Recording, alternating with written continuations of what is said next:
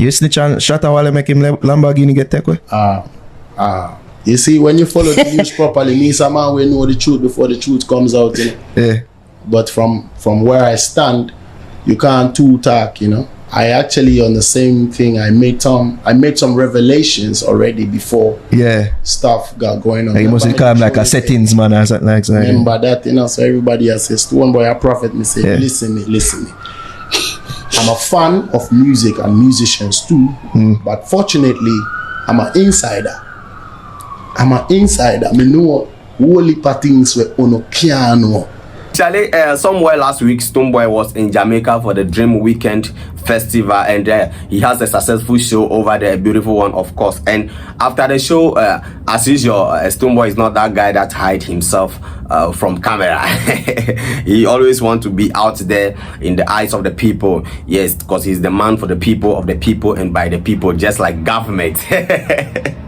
Yes, so he has an interview with the Fix, and he said a couple of things over there. Low-key, Stonebwoy moved to Shatta Wale in a new interview in Jamaica. Yes, that is the first interview, and these are some points that he talked up. Now let's go one by one. They talk about a whole lot of things, but then I've chosen some 2-3 ones over here. Make we talk about, especially the one where he moved to your man, because you know, say we know they support violence, no, but the community people like him. So sake of the people in the community and sake of the culture, we do this. Now, his Stonebwoy talk about his first ever. He talk about the beef with Shatta Wale and how they have clashed 2 times and he won all of them. And this one, I'll come and break all of them down for you. You watch the video, we break it down. Now, and the second one, he talks about the Lamborghini Wahala between Shatta Wale, FBI, and Yoko. And then he also talk about cartels, Vybz Cartel's influence on the dancehall genre. Now, anytime Stonebwoy talk about Vybz Cartel, then Vybz Cartel management in Ghana here. You know who the people I'm talking about. Vybz Cartel have a management team in Ghana here. Those team will be attacking Stonebwoy for just mentioning Vybz Cartel's name. Like, I don't understand that one. We'll talk about it. Get ready, fix your belt. Then he also talk about his idea of fusing Afrobeat to dancehall to get Afro dancehall, and his dream for Afro dancehall in the coming years. Also, last but not the least here, he talk about the Torture EP, and also assure fans that this September Torture EP the land war. Myself, I predict say the Torture EP go come in the first week. You live on Nigeria series. I'm yours truly, DJ Success GH, the finest playboss. If today is your first time, make sure you turn on the post notification. Now, let's go get it.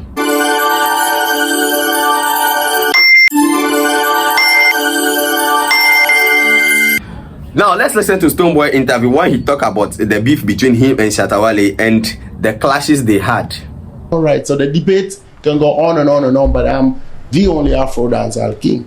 That makes sense. That's nobody touching, just like the world boss. I'm the one God. There ain't nobody the one God. When they are no, una beef right now or not? Me and who? And Shatta Wale. You still a beef? No boy can't beef me, you know. Here comes the dancehall side. No boy can't beef me. Like, believe me, like, guess what? It's real, you know, cause when I'm gonna beef himself, you know it. It not reach me yet. You see what I'm saying? When I'm gonna beef himself, you know that. And me see it. It's not. Coming afraid I no beef with him, you know. Beef could be like, let's get on, let's do. And I've been winning beefs with him from time. From inception, we had a clash. I won that clash easily. We had a next clash. I won that clash easily, just to get the entertainment going. So, yeah, man, we're looking forward to. I don't know how much time we have to kill and clash, you know, clash and kill him, you know. Yeah. As far as I'm concerned, I'm on a bigger purpose. You feel me? And I think Jamaica is a witness to the fact that the dancehall that inspired I or us, I have actually contributed enough, or still contributing respectfully to actually making sure that it can be held together. You know what I'm saying? Because over 9 years in Ghana as a Ghanaian, I've been contributing resources, not only shouting and tapping off of being a culture vulture, but being a culture custodian. And that has been proven over the years. And I think that is what is most important. Yeah. Of course, when it comes to the work ethics and, of course, human institutional accolades to prove, I've won the dancehall artist, reggae artist of my country at the biggest music awards 9 times in a row, bro. Like, I own that kingship, bro. Yeah. Like, you know, won the BETs in 2015 for this same style when no dancehall artist influence have ever touched or won it yet. You see what I said? So, like, you know, I have to share the light. And many people know performed in Jamaica 3 times already. Dream Weekend recently. Reggae Song Fest. Yeah. So, so this is what the purpose is all about. You feel like the BET Awards was that validating moment for you, Ghana, and even Afro Dancehall? Right. And that sound, because I'm like, bro. And I was so thankful to God, because that means that actually gave me that propelling, that propel power. Yeah, like a change of things, like, too. Yeah. And it took it to the world. I know it gave attention, it gave me more ears to listen to the style. And of course, it's like Afrobeat and dancehall kind of style. Get what I say? Yeah, man. And that's it. That's why I can't be in no beef with, you know, because if you want the beef, like when you go into the ring, right, you have to make sure that the opponent has the same weight size. True, in the same weight class. It's not about the weight. Are you taking waiting. shots? The weight is not waiting, you get me? It's not about hype size, it's the weight size, you feel me?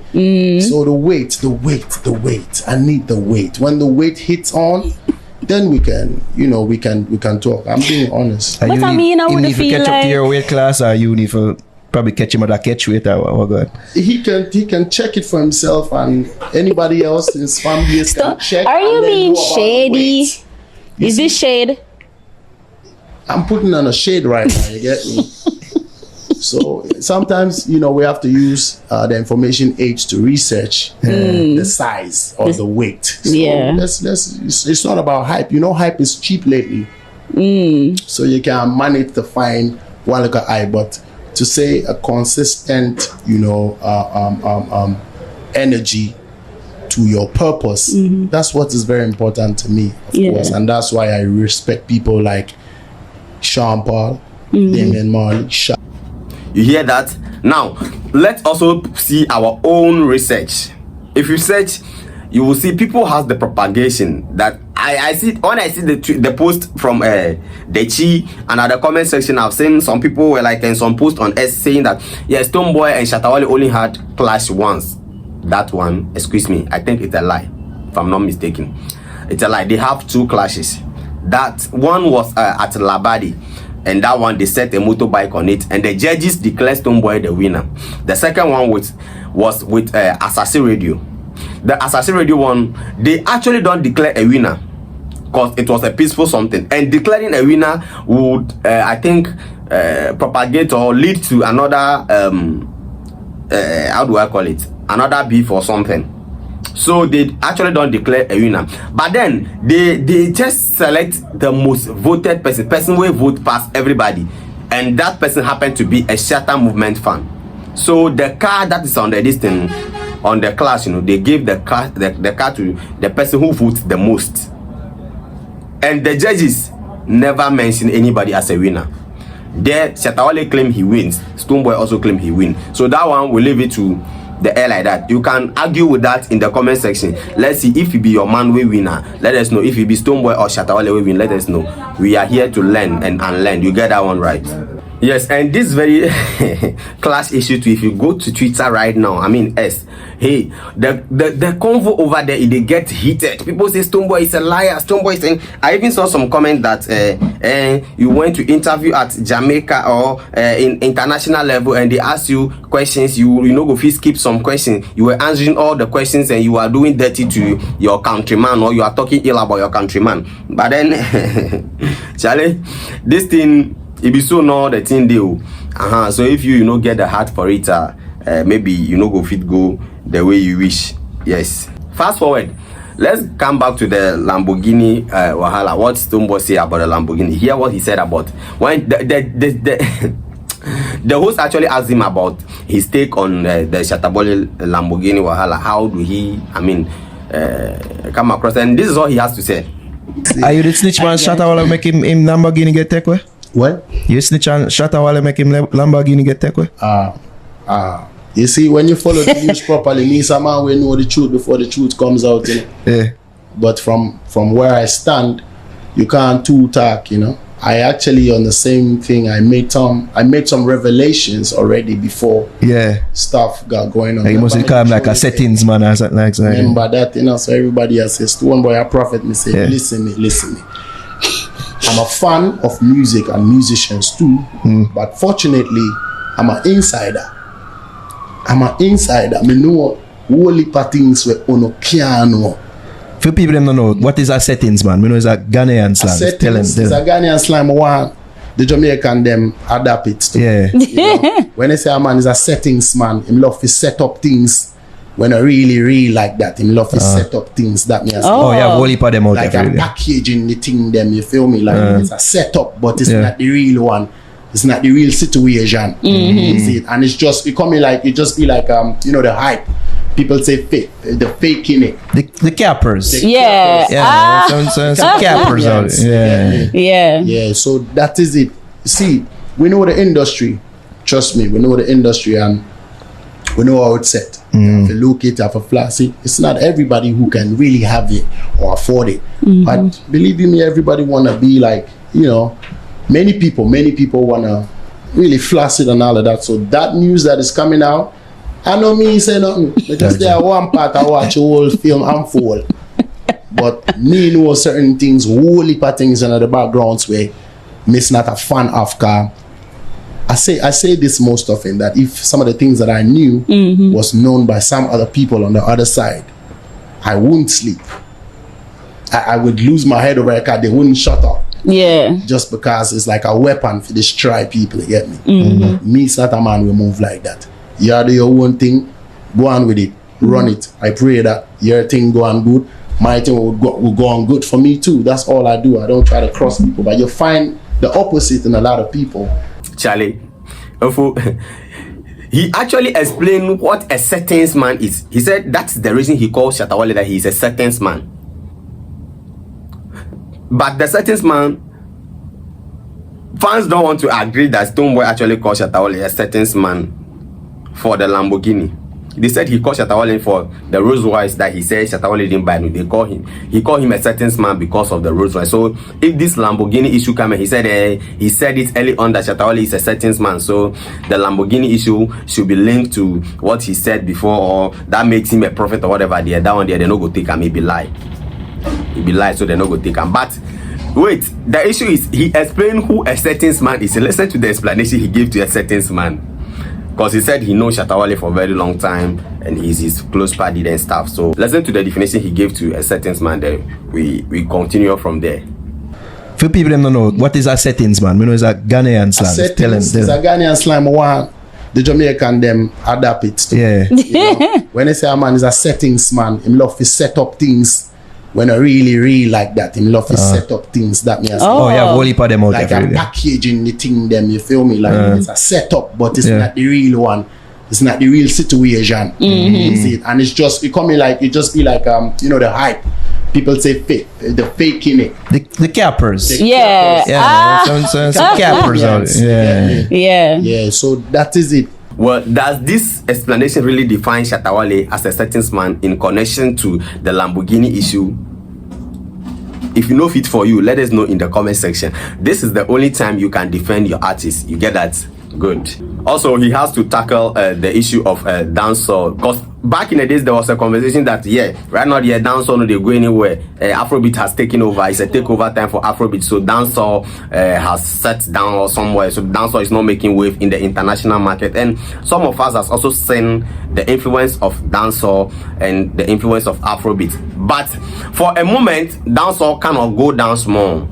But once Cartel come back from the prison, now dancehall revolve again or come back again very strong and powerful, both in the international market and the local market. And yes, this is something Cartel have to be credited for. because there were all other dancehall artists in the system before.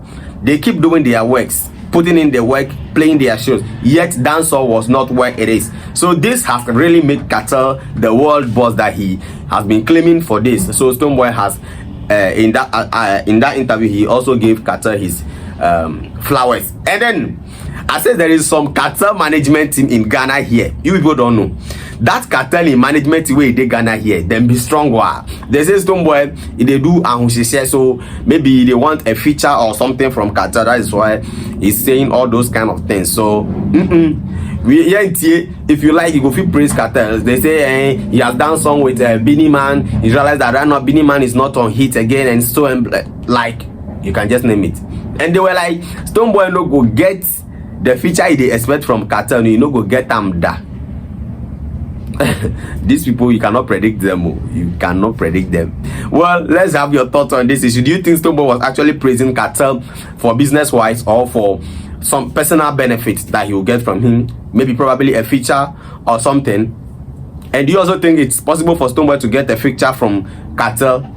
Mind you, Cartel and Spice were very, very close, or are very, very close friends and business partners. So if Stonebwoy has that close relationship with Spice, don't you think he can find his way through Cartel like that?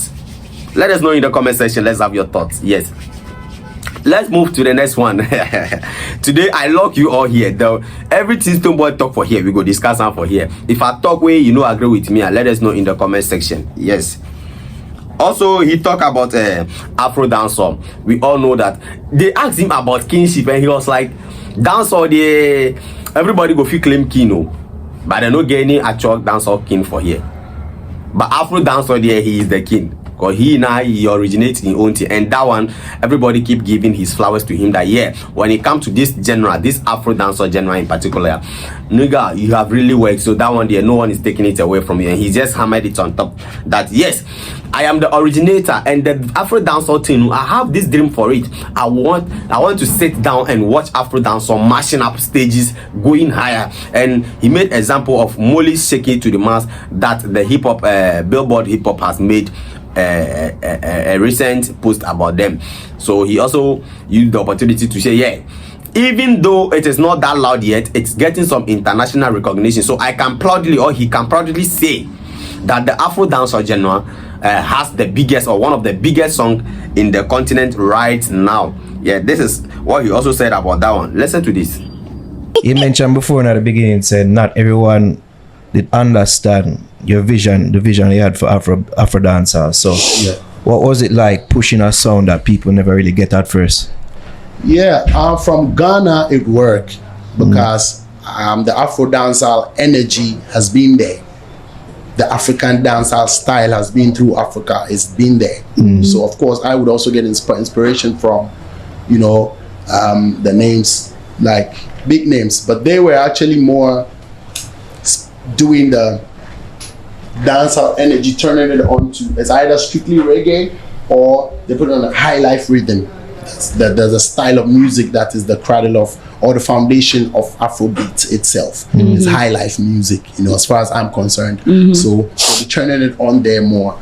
Then I also felt like, okay, let's take it a bit notch. So redefining some of the rhythms, not new, but was not as traditional as the predecessors would have been, engaging in it, so that's how it started. So it was easier. I think it was easily, but because they love the ragga, the dancehall vibes. So when I placed it on an Afro beat, a high life, it's like, oh, it's fresh, because I still spoke some words in my dialect, some phrases, some bridges, so the combination was just smooth enough to be accepted as an upcomer, to be able to get it where I got it to. But now to cross over, is what we're still working on. But irrespective, it's not a style that is not common anyway, but I would have been one of the people, or the one who would name it as Afro dancehall. So it's the styles like Pata ranking them at same style them are pre, my brother that Burna Boy them at the same style them are pre. Check it out.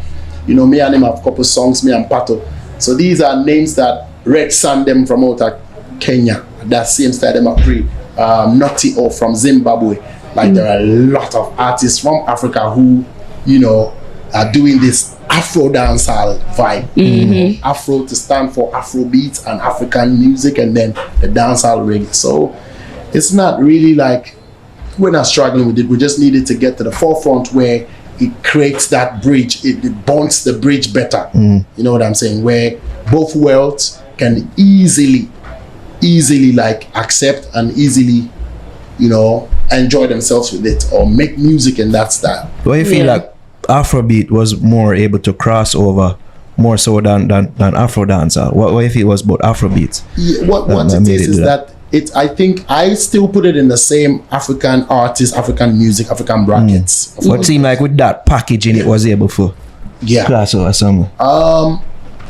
What it would be for me is that the Afrobeat, of course, has tons of artists who are pushing that style, feel good style. You find a lot of the high life melodies and stuff without the massive or a decent amount or a decent percentage of dancehall. Because when you take an artist like Whiskey now, you now find 4-bar dancehall in it or 4-bar dancehall style in it. You get me? So it's like typical the pop influence, the R&B influence. You know, it still influences from across the West of music of black origin. You know what I'm saying? So that will still make it easily flowing through. Exactly. So what I want to say is that Afro dancehall is not in competition with Afrobeats because it's all stemming from the Afro space. It's just the specification of the specification and the credit, you know, to make it grow and to identify it properly as this is where the influence. Because if I said Afro fusion, the only thing you see over there is Afro. Then you can think of whatever the fusion is. Okay. Exactly. But I'm only just specifying it a little bit more Afro dancehall, so you can check it out and know that okay, that's the dancehall influence in there. So, you know, it's easy if you see that, you know where you're going. So is it that you're saying that Afro dancehall has to grow more in order to get more eyes on the genre? Of course, and the more so it can be as big as so that it can also be as big as a style under the Afro umbrella, as far as I'm concerned. Because Molly's song, Shake It to the Max, is an Afro dancehall song, as hip hop would describe it as hip hop. Would describe it in a lot more musical style to describe it, because there's an Afro there and there's a dancehall in there. So it's making a lot of sense. So I can proudly say that Afro dancehall is has the biggest song, one of the biggest songs in the world right now. By numbers and etc. You see, so there's no competition really. It still goes a lot of credit to Afrobeat, where it's being named Afrobeat as well. So for me, I think it's just a specification and the identity, so that it doesn't really get lost, so that it still gives credit to its roots. You know, Well, what do you make out of that? Let us know. Do you think he's trying to tap into Molly's shine, or he's just claiming the credit for his genre that he propelled or he proposed? Let us know in the comment section. And lastly, he also talked about the Torture EP. You and I know that the Torture EP is an EP that a project that he keep announcing for a couple of months now. And yes, finally the release month is here. He promised that a project is coming in September, and we just don't know which particular date of September this year, but then he assures us that it will surely come. That's why I'm not only looking at that part, I'm looking beyond that part to continue to do what I do in terms of bridging the gaps, which is most important to me. You know, and as I have an EP coming in terms of work soon, like could be next month. You know, I want to drop an EP called the Torture EP. Torture EP. I carry the touch, you know. I keep it burning every time, you know? As a king. As a king. Yes, and Capitan is like one of my biggest inspirations. And fortunately, I was in a flight with him coming through. Of course. And we are also so ready. We are damn ready for the track list to come out and the release date to be announced. So we jump together. If you just come across this video or today is your first time here, I tell you, subscribe. If not, you'll be losing a lot. Yes, you'll be losing a lot. We talk about your favorite here. Yes. So that is all we have for you. That is the gist we have from Stonebwoy's interview in Jamaica with the Feast. Yes, the interview he had with the Feast. This is the gist we have out of it. Couple of things coming out your way in this channel, so make sure you put on a post notification and stay real, stay tuned anytime, any day. My name is DJ Sasa, the finest playboss. Yeah, then.